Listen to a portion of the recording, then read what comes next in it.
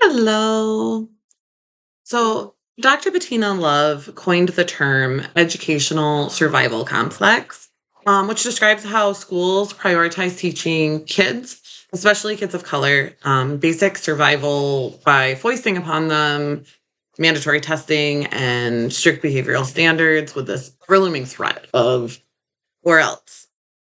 Students, they have to conform to the rules and standards that are set upon them, often by people who aren't even in the classroom, right? So, like government officials, school boards, policymakers, stakeholders, administration, etc.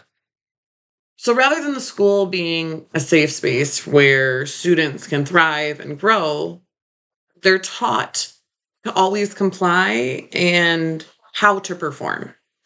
And while this affects all students, it is especially harmful for students of color who are trying to succeed in schools that were never built with them in mind.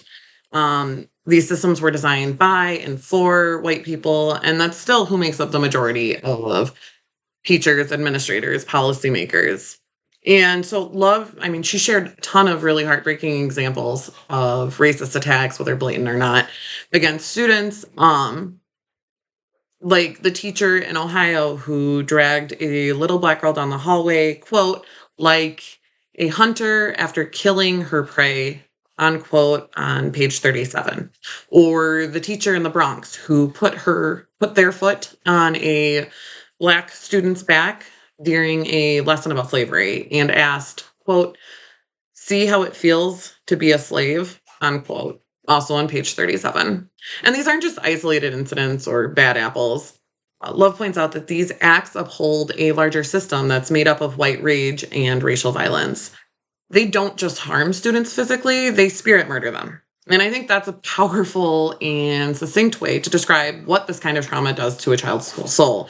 And it's not just about the child that it's happening to directly, right? Like it's not just the child who had a foot placed on their back.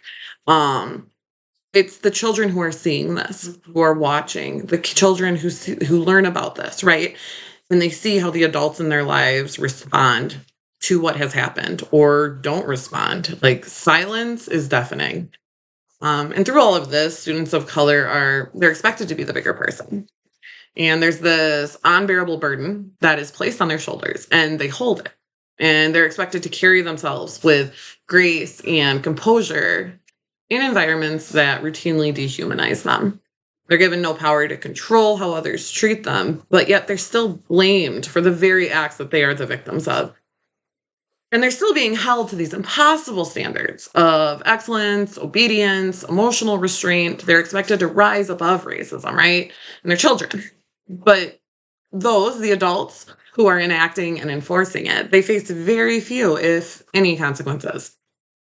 In a system that's designed without them in mind, children of color must constantly prove their worth in schools that just continue to relentlessly question their intelligence, punish their culture, and deny their humanity.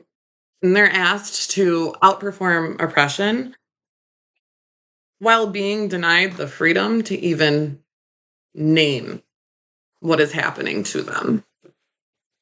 Thank you, everybody.